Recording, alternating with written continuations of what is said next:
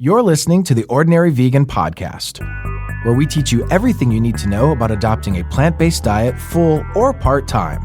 Our goal is to empower you to live a long and healthy life. You can find today's show at ordinaryvegan.net or on iTunes. If you have any questions, please send an email to questions@ordinaryvegan.net. Hello, friends, and welcome to the Ordinary Vegan Podcast, number 37. If we haven't met, my name is Nancy Montori, and I want to help save the world and save your health with a plant-based diet.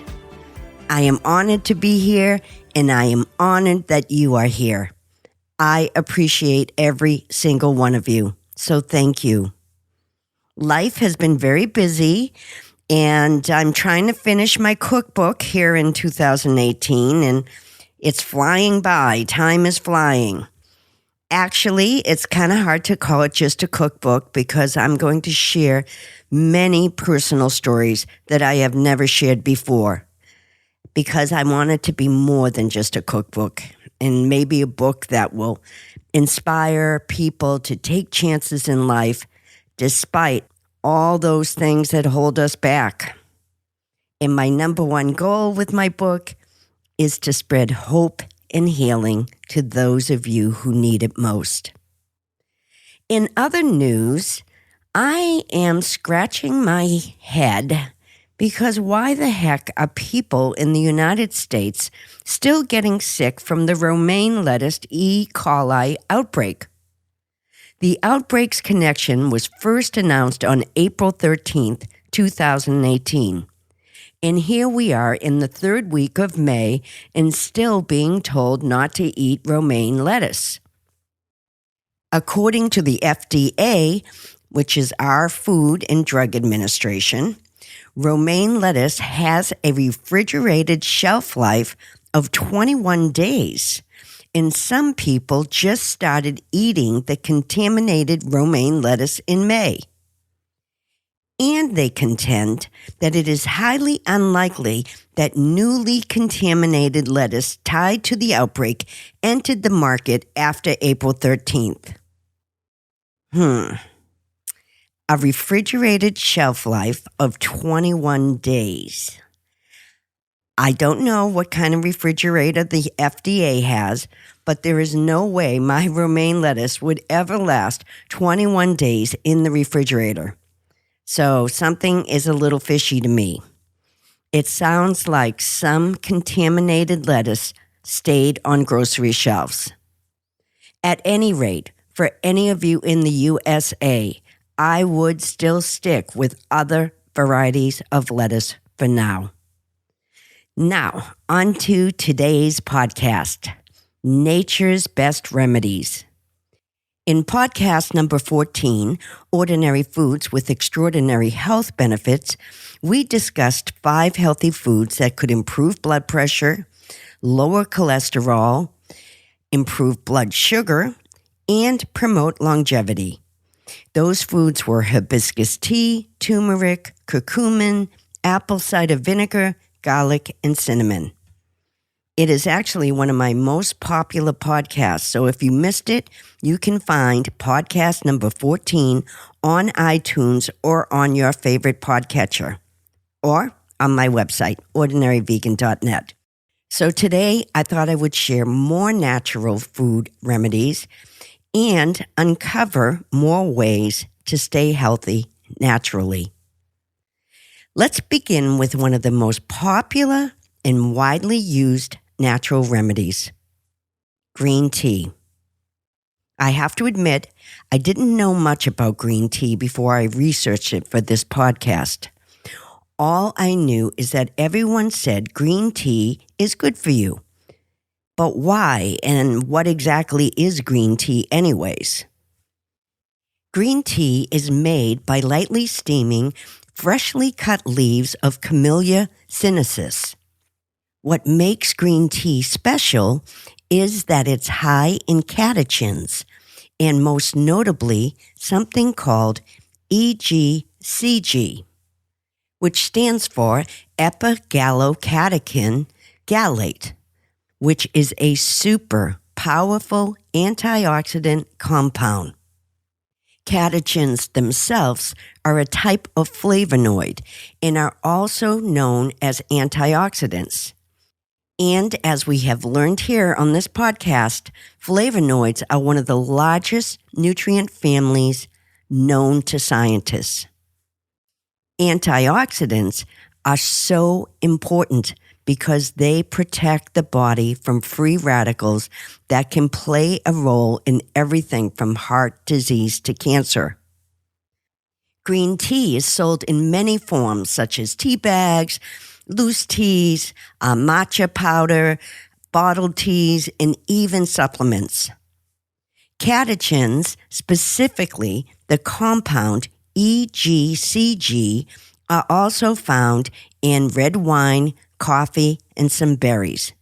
And that is the reason that foods such as blueberries and dark chocolate and red wine have also been touted as having health benefits. But let's stick with the green tea for now. Because of green tea's high concentrations of EGCG, its popularity has soared in the last few years, mainly because studies have suggested that EGCG may be effective in weight loss and even help you lose abdomen fat. In 2009, there was a weight loss study done by the Journal of Nutrition. In this study, half the men were given EGCG in green tea form, and the other half of the men drank black tea with lower levels of catechins. The results of the study showed that the green tea drinkers with the large amounts of EGCG lost 5.4 pounds, and the black tea drinkers with little amounts of EGCG only lost 2.9 pounds. And those men whose diets included more EGCG also lost more weight in their abdomens. And that was one of the many studies that connected green tea with weight loss and belly fat loss. Other studies have suggested that green tea is also associated with a 20% reduction in the risk of coronary diseases, strokes, and can help lower cholesterol. And all of these studies are what helped grow the popularity of green tea. But when foods become popular, things can become iffy because everyone wants to make a buck off of green tea, and now quality concerns are an issue. Two things that we have to worry about are, does the product really contain the labeled ingredients? And is the product free of lead and other heavy metals that can accumulate in green tea leaves? Because tea leaves from particular areas like certain regions of China contain substantial amounts of lead. The lead in green leaf tea is believed to come from industrial pollution, and pesticides have also been found in green tea. Just an FYI, in comparison, a study of green teas produced in Japan found no lead. You also need to be concerned about caffeine. While caffeine occurs naturally in green tea, levels may vary widely among products and not disclosed on the labels. Try to buy green tea with low levels of caffeine.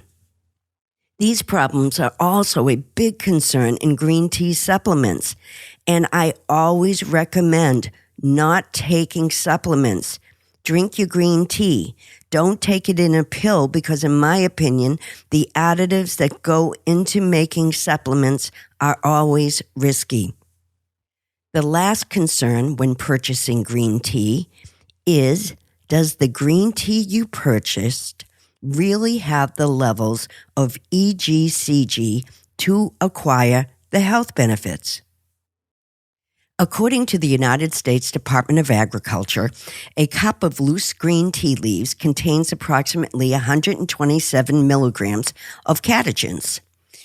In a recent lab study of total catechins and EGCG in various green teas showed that catechins and EGCG levels varied, and many consumers weren't getting what they paid for. The top 3 green teas that did include good amounts of EGCG and catechins were Lipton Pure Green Tea. It had 150 milligrams of catechins and 79 milligrams of EGCG. Also, Trader Joe's decaffeinated green tea had 141 milligrams of catechins and 70 milligrams of EGCG. And Kirkland Signature Green Tea had 145 milligrams of catechins and 27 milligrams of EGCG. And heavy metal contamination was not found to be a problem with any of those 3. By the way, this is not an advertisement for those teas. Those were just the top 3 teas that they tested, and I wanted to share those with you. Please remember, not all green teas were tested, and maybe the green tea that you drink has high levels of catechins and EGCG. The way to find out is email the manufacturer. They will tell you. But always remember, not all green teas are equal.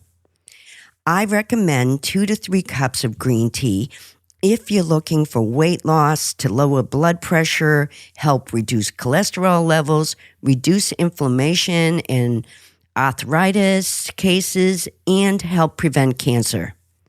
Green tea studies have also shown promising results in improving memory loss and helping to prevent Alzheimer's disease. The next natural remedy, especially for anyone who wants to improve their athletic performance, is beetroot juice. The beetroot, to be exact, is the portion of the beet that we commonly know and refer to as a beet. Beetroot juice is packed with nitrates, which your body converts to nitric oxide, which is a molecule that enhances blood vessel dilation, which increases your blood flow capacity and lowers the amount of oxygen your muscles need to run faster. One study gave physically fit men and women 1.5 cups of baked beets 75 minutes before running a 5K, and another group got none. They started out the same, but during the last mile of the 5K race, the beet group pulled ahead compared to the placebo group. And although the beet group were running faster, their heart rate wasn't any higher, and they reported less exertion. How about that? Well, that isn't all. A recent British study showed that patients with high blood pressure who consumed only 1 cup a day of beet juice had a significant drop in blood pressure. And there have been reports that people who suffer from high blood pressure have reported normal blood pressure levels after a diet of beet juice. And some have even been able to discontinue their prescription medication altogether. Another health benefit is blood sugar control. Beets naturally have a higher sugar content than other vegetables. And even with that said, studies show that beets can enhance insulin sensitivity and better regulate your blood sugar. Other studies have shown that beets can be helpful in healing nerve damage in people with diabetes because of its lipoic acid. Beets also contain high amounts of antioxidants, including beta-cyanin, which gives beets their beautiful color. Beta-cyanin helps reduce the oxidation of LDL, or bad cholesterol, from forming, and studies have shown that people who eat a diet rich in beetroot have a decreased level of LDL. Beets also have large amounts of folic acid and can be beneficial to pregnant women and their child. In getting back to that high nitrate content that helps open up the arteries and allows more oxygen to flow through the bloodstream, this boost of oxygen in the body can help combat daily fatigue. So if you're feeling sluggish, try drinking some beetroot juice instead of coffee. Last but not least, because beets help increase oxygen output into the blood, the brain has better functionality and can help protect against early onset dementia. I would also recommend beet juice if you are traveling to high altitudes where there is thinner air and less oxygen. Who knew that beets were such a superfood? So let's go into Ordinary Vegan's kitchen and make a hearty, flavor-packed, gluten-free vegan burger made with beets. All you have to do is roast some beets. You just heat the oven to 400 degrees Fahrenheit, wrap the beets tightly in aluminum foil, and place them on a baking sheet. And bake them until they are fork tender. That will take about 50 to 60 minutes. Unwrap when they're cool enough and remove the peels and chop them fine. Add those chopped beets to 1.5 cups of cooked quinoa, 1.25 cups of cooked black beans that have been drained and rinsed, 1 small shallot finely chopped, 2 cloves of garlic finely chopped, 2 tablespoons of apple cider vinegar, 2 tablespoons of fresh lime juice, 2 tablespoons of gluten-free flour, or any flour, 2 tablespoons of ground flaxseed, a half a teaspoon of salt, a half a teaspoon of fresh ground black pepper, and this is optional, a 1/4 cup of cilantro leaves chopped. Then you add 3 tablespoons of aquafaba liquid. If you have never used aquafaba liquid, it is the liquid from cooked chickpeas. You could also use flax eggs, but I am loving the aquafaba liquid for binding. So, in a large mixing bowl, you add all your ingredients, and you could also put this in a food processor, but keep it a little chunky. Then, use your hands to divide the mixture into 6 equal portions, shaping each one of them into a patty. Transfer them to a baking sheet lined in parchment paper and bake for 15 minutes or until the tops are firm. That's it. Just assemble it. I like it on some vegan buns with some spicy brown mustard or Dijon mustard, lettuce, and I like it with some red onion too. But anything goes, and you can use your favorite condiments. Now, the next natural remedy is flax seeds. I often talk about the power of seeds and often spotlight hemp seeds, but flax seeds are the richest known plant source of alpha-linolenic acids, also known as ALA. ALA is an essential omega-3 fatty acid, and it's called essential because a diet rich in ALA is needed for normal human growth and development. It can be used to help treat rheumatoid arthritis, multiple sclerosis, lupus, colitis, Crohn's disease, diabetes, and heart disease. It can also help with migraines and skin problems like psoriasis, eczema, and even skin cancer. So, how does it work?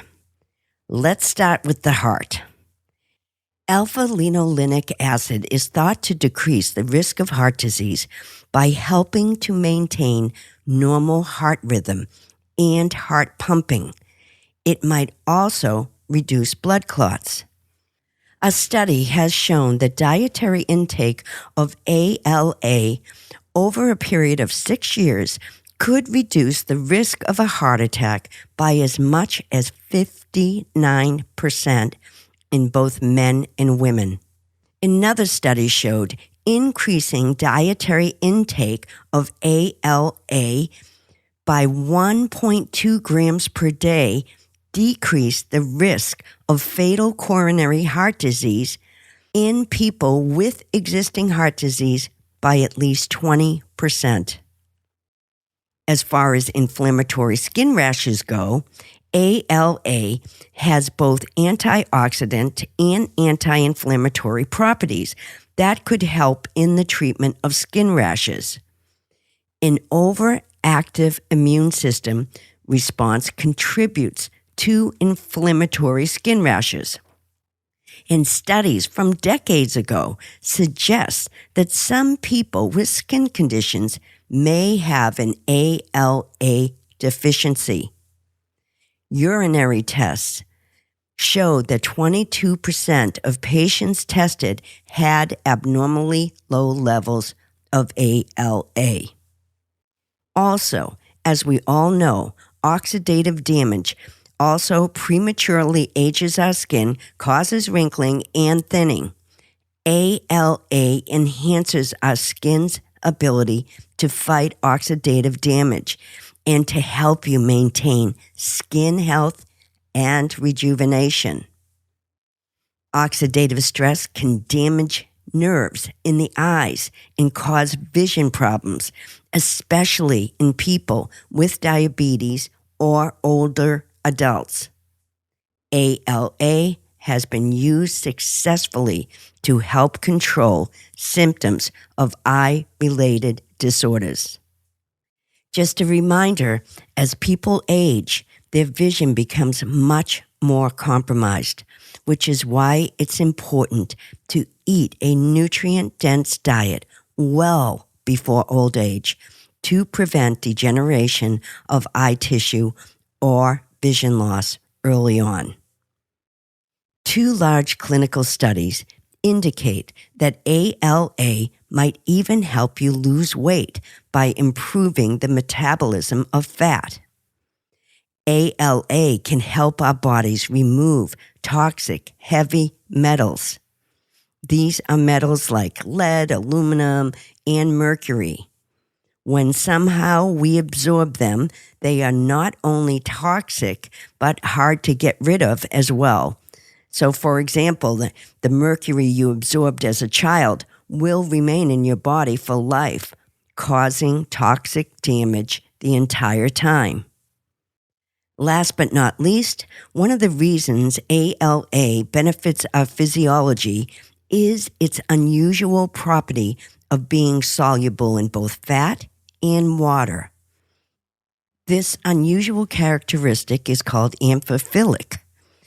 So, ALA can be absorbed, in a nutshell, in all areas of our body. And that is highly unusual. And the single best way to obtain healthy amounts of ALA is with flax seeds.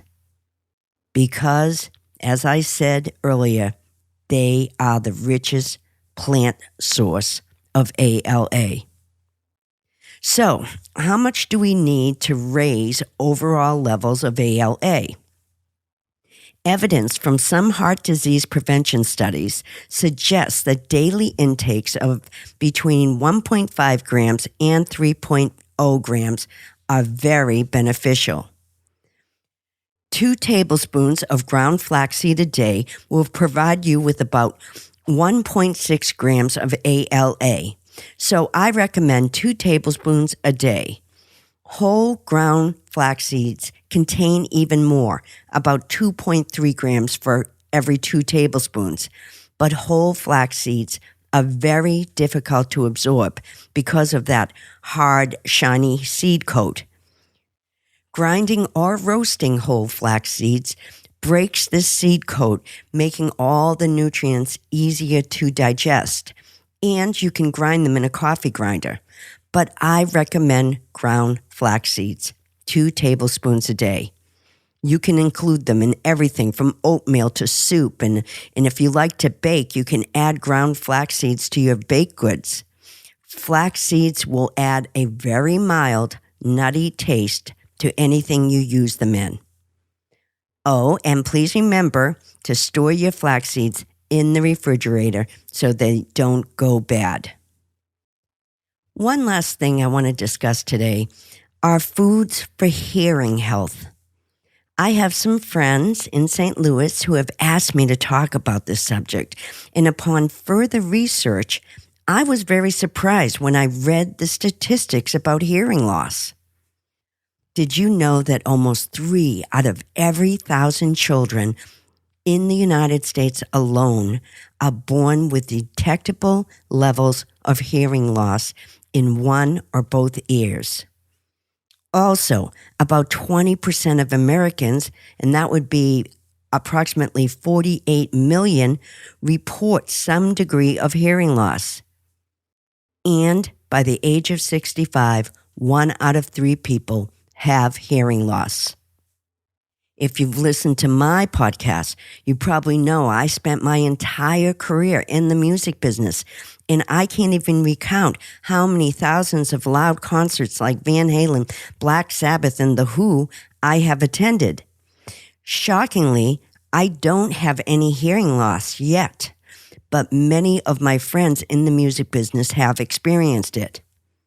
So when I began my research, I wasn't expecting to find many natural remedies for hearing loss, but I was wrong. If you feel like you're not hearing well, the first thing I would recommend is to make sure you don't have excess wax buildup in your ear, which can be a cause of diminished hearing. I know personally I have to have my earwax removed every 6 months. I don't know why, but I do know I am prone to produce too much earwax. And many people are, but many people don't realize it could be causing some hearing loss. So please have those ears checked for earwax. And after they remove it, I always feel like I can hear again. Next, a recent 2018 study done in my hometown of Boston at Brigham and Women's Hospital, researchers examined the relationship between 3 different diets and the risk of developing hearing loss.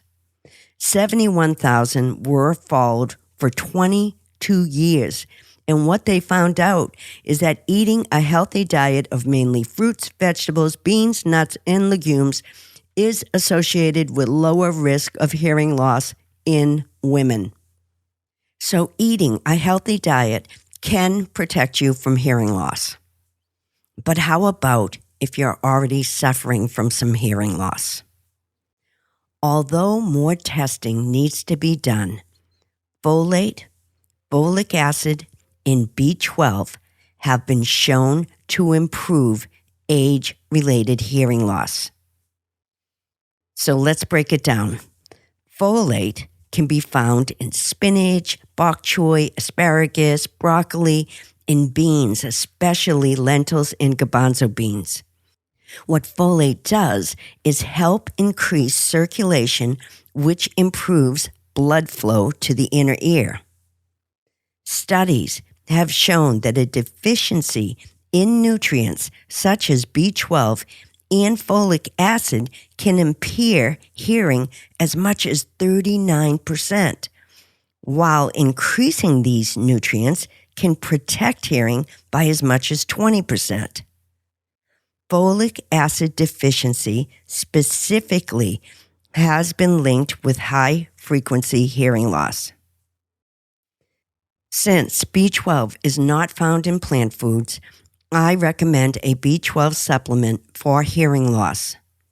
I also recommend high folate and folic acid-rich foods like spinach, asparagus, avocado, broccoli, and beans. Once again, especially lentils and garbanzo beans. Also, zinc, which is found in protein-rich foods like pumpkin seeds, cashews, almonds, sesame seeds, tahini, which is ground sesame seeds, spinach, and even dark chocolate, has been found to improve sudden, unexplained loss of hearing. So if you have a hearing loss problem, add more zinc-rich foods to your diet. Foods to avoid include vegetable oils, which can contain too many omega-6 fatty acids. Sauté your food in vegetable broth and create salad dressings, oil-free, using citrus rather than oil. Also, all saturated fat needs to be eliminated, like meat, cheese, and milk. If you need to sweeten your tea or oatmeal, use stevia or real organic maple syrup. One last ear problem I want to address is tinnitus, which is described as a noise or ringing in the ear. It is a common problem and affects about 1 out of 5 people. Tinnitus can be a symptom of an underlying condition, including a circulatory system disorder like blood vessel blockages. So please make sure you don't ignore the symptoms and have yourself checked out if you have tinnitus. The first recommendation is that anyone suffering from tinnitus needs to immediately cut table salt out of their diet, because sodium chloride in table salt can directly worsen symptoms. Also, processed foods that contain chemicals, artificial sweeteners, flavor enhancers, and refined and simple sugars. They need to be eliminated. Studies have shown that between 84 and 92% of people with tinnitus have a sugar metabolism disorder known as hyperinsulinemia. As a matter of fact, researchers in Brazil treated tinnitus patients who had this disorder with a diet suitable for diabetics. For 2 years, they were instructed to eat every 3 hours, avoid sugar and simple carbohydrates, and restrict their intake of fatty foods, and drink 4 to 6 glasses of water per day.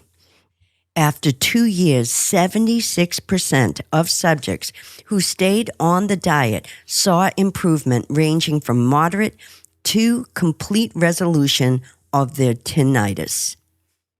Please don't substitute your sugar with sugar substitutes like aspartame, which are sold as NutraSweet, Equal, and Diet Soda.